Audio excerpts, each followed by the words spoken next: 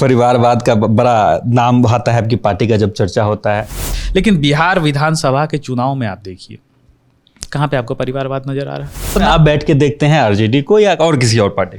नहीं, अगर आरजेडी से आप हमारे पार्टी का कंपैरिजन करेंगे तो आपको बहुत डिफरेंस नजर आएगा। मैं आप तमाम साथियों से कहता हूं, आरोप लगाना जो लोगों ने हमारे नेता के बारे में या हमारी पार्टी के बारे में कहा कि भाई पैसे लेके टिकट बेचती है, देती है, क्या उन्होंने इस बात को प्रूफ किया? देखिए, निश्चित तौर पर नीट की छात्रा बिहार की बेटी है। कोई भी अपराधी, कोई भी ऐसा लोग जो इसमें संलिप्त होगा उसे सलाखों के पीछे डाला जाएगा। तो जो लोगों की मांग थी, माननीय मुख्यमंत्री जी ने वो किया। सीबीआई जांच की मांग उनके परिजन भी कर रहे थे कि जो सरकार है वो राजनीतिक षड्यंत्र रच रही है कि पप्पू यादव बाहर आए ही नहीं। देखिए, इस तरह का आरोप विपक्ष के लोग ही लगा रहे होंगे। वो कोर्ट में प्रेजेंट नहीं हुए, लगातार उनका फेल होते जा रहा था, तारीख पे तारीख फेल हो रहा था। बंगाल चुनाव में हम लोग काफ़ी, हमारा संगठन वहाँ पर मजबूती से काम कर रहा है। एलजेपीआर बिहार की राजनीति के बाद अब बंगाल के चुनाव में उतरने की भी तैयारी में दिख रही है। अपनी सक्रियता भूमिका जो है अब वो भी अदा कर रही है और साथ ही बार बार लगातार जो है अब एलजेपीआर के मंत्रियों की तरफ से भी जनता दरबार लगाया जा रहा है। अब इस तमाम बिंदुओं बात करने के लिए हमारे साथ एलजेपीआर के नेता और कहेंगे तो चिराग पासवान के करीबी प्रवक्ता हैं निशांत मिश्रा जी हमारे साथ हैं। निशांत जी, एक्टिव हो गए हैं क्या बंगाल चुनाव में उतरने की तैयारी? नहीं, निश्चित तौर पे देखिए, एक्टिव हमारी पार्टी हमेशा से रही। हमारी पार्टी आप देखते हैं, हमारे नेता युवा हैं और आपने देखा होगा कि 2020 के बाद, 21 के बाद जब पार्टी हमारी टूट गई थी तो हमारे नेता ने किस तरीके से सक्रियताओं के साथ पूरे बिहार का दौरा किया था। खैर, ये पुरानी बातें हैं, अब तो बिहार की जनता ने जिम्मेदारी दी है हमारे नेता को। और बंगाल चुनाव में हम लोग काफ़ी, हमारा संगठन वहाँ पर मजबूती से काम कर रहा है और आप देखेंगे कि पूरे देश में दलित नेता के रूप में अगर आप कहें तो चिराग पासवान जी की स्वीकार्यता, चाहे वो महिला हो चाहे वो युवा हो, उसमें काफ़ी बड़ा है। और बंगाल में जिस तरीके से तानाशाही की सरकार है, जो लोग वहाँ के परेशान हैं, आप देख ही रहे हैं कि किस तरह का माहौल बना हुआ है बंगाल में। तो बंगाल की तैयारी हम लोग भी ज़ोरों शोर से कर रहे हैं। सीट पे भी चर्चाएं हो रही है क्या? देखिए, ये सीट पे चर्चा हो रही है या आगे क्या होगा इसका फैसला तो शीर्ष नेतृत्व के द्वारा किया जाएगा।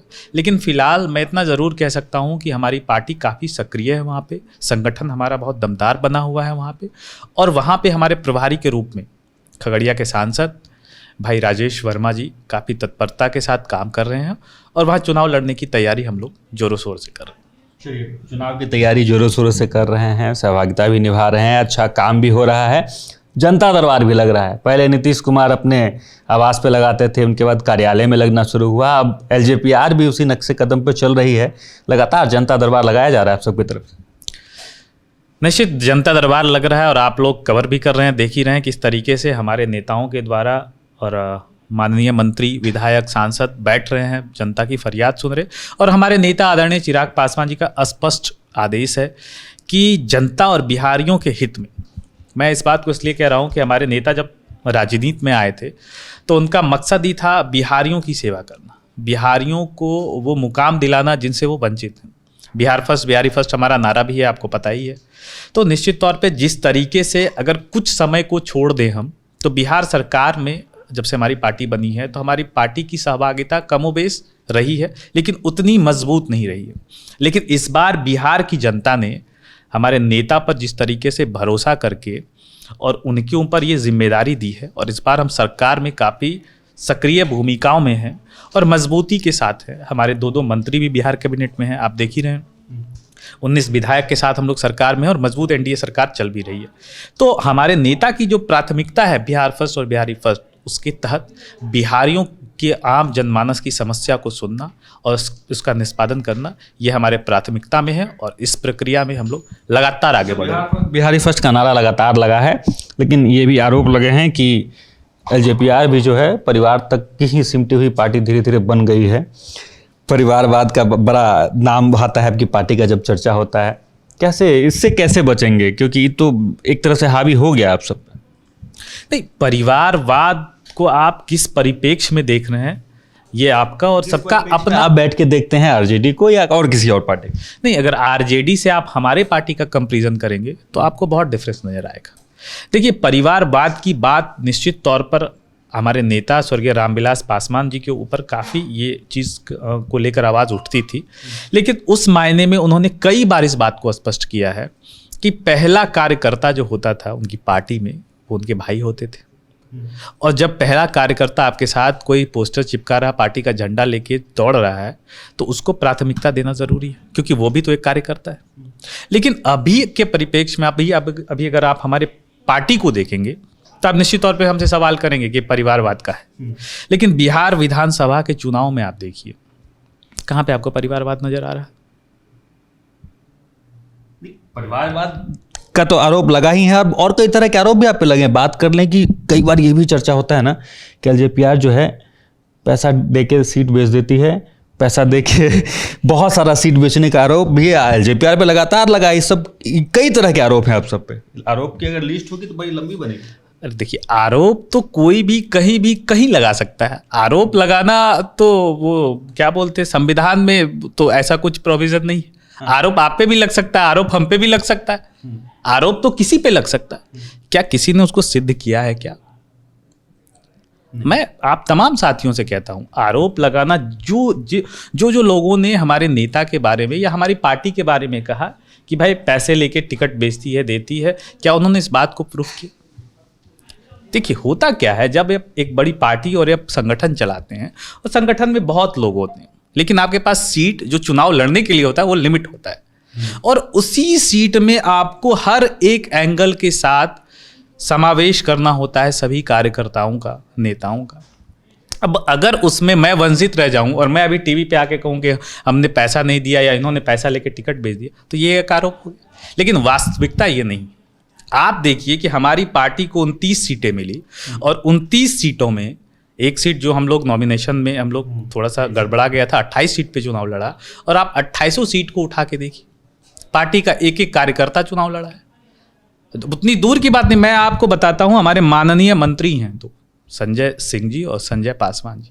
संजय पासवान जी को आप देखिए, 30 साल से पार्टी का झंडा ढो रहे हैं। एक जिला अध्यक्ष से लेकर एक मंत्री तक का सफर उन्होंने तय किया।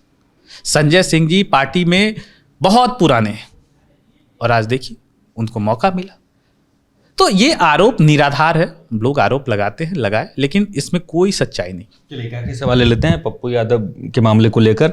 पप्पू यादव की गिरफ्तारी हो गई, उसके बाद 12 बजे उनकी पेशी बेल को लेकर आज हो रही थी, तो एक सूचना मिली कि बम धमाके की धमकी जो है, बम की धमकी जो मिली है, उसके बाद पूरा मामला इधर से उधर हुआ। उसका कई तरह के आरोप भी लगे। आरोप एक ऐसा था कि एनडीए की जो सरकार है वो राजनीतिक षड्यंत्र रच रही है कि पप्पू यादव बाहर आए ही नहीं। देखिए, इस तरह का आरोप विपक्ष के लोग ही लगा रहे होंगे, और विपक्ष का तो स्वागत है, वो आरोप लगाए। ये सारे आरोप निराधार है। सबसे पहली चीज़ समझनी पड़ेगी कि पप्पू यादव जी को क्यों अरेस्ट किया गया। ये तो साफ क्लियर है ना, कोर्ट का आदेश था, वो कोर्ट में प्रेजेंट नहीं हुए, लगातार उनका फेल होते जा रहा था, तारीख पे तारीख फेल हो रहा था। कोर्ट ने कुर्की का आदेश दिया, अरेस्ट करने का आदेश दिया। तो पुलिस का क्या काम है या सरकार का क्या काम? सरकार का काम है माननीय न्यायालय के दिए गए निर्देशों को पालन करवाना, कानून का राज स्थापित करना, माहौल को ठीक रखना, आम जनमानस को परेशानी, यही ना सरकार की दायित्व है। तो पुलिस ने वो काम किया, तो भाई इसमें आरोप प्रत्यारोप का क्या, कहीं हमको तो कुछ नजर नहीं आ रहा। छात्रा मामले से भी जोड़ा जा रहा है कि बड़ी सक्रिय भूमिका निभा रहे थे पप्पू यादव। सड़क पे, सदन तक, कैंडल मार्च, तमाम चीज़ों में पप्पू यादव ने जो है अपनी सहभागिता निभाई इस पूरे मामले पे। लेकिन उसके बाद जो है ये लिंक जोड़ा जा रहा है कि इस मामले में पप्पू यादव खुल के बोल रहे थे, इसके कारण उनकी आवाज़ को दबाने का प्रयास जो है वो भी किया जा रहा है। नहीं, कोई बात नहीं है। पप्पू यादव जी अगर किसी मुद्दे को लेकर आवाज़ उठाते हैं, अगर सरकार के नज़र में वो मुद्दा आता है तो स्वागत है, बिल्कुल विपक्ष का काम ही है सरकार का ध्यान आकृष्ट करना। लेकिन नीट केस में आप देखिए, बिंदुवार अगर आप देखेंगे तो सरकार तो एक्शन में है भाई। सब देश की सबसे बड़ी जांच एजेंसी आज उसमें जांच करने के लिए आ रही है, सीबीआई जांच होगी। तो जो लोगों की मांग थी, माननीय मुख्यमंत्री जी ने वो किया। सीबीआई जांच की मांग उनके परिजन भी कर रहे थे, विपक्ष के भी लोग कर रहे थे, बिहार की लोग की मांग थी। देखिए, निश्चित तौर पर नीट की छात्रा बिहार की बेटी है और ये सरकार बिहार की के आम जनमानसों के द्वारा बनाया गया सरकार।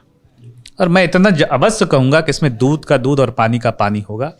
कोई भी अपराधी, कोई भी ऐसा लोग जो इसमें संलिप्त होगा, उसे सलाखों के पीछे डाला जाएगा। इसके लिए सरकार ने और गृह मंत्री ने स्पष्ट रूप से सदन में भी और माननीय मुख्यमंत्री जी ने भी इस बात को स्पष्टता के साथ कहा। चलिए, हमारे साथ एलजेपीआर के प्रवक्ता निशांत मिश्रा जी थे और उन्होंने तमाम बिंदुओं पर अपनी बातों को रखा। एलजेपीआर बंगाल चुनाव में उतर रही है, जिसको लेकर अपनी सक्रिय भूमिका जो है वो भी अदा कर रही है। साथ ही लगातार जनताओं से जो है अट्रैक्शन जो है वो बार बार लगातार आपको एलजेपीआर के कार्यालय में दिख जाता होगा। बाकी इन तमाम खबरों को लेकर आपका क्या कुछ कहना है, कमेंट बॉक्स में जरूर लिखें। देखते रहे सच टॉक्स।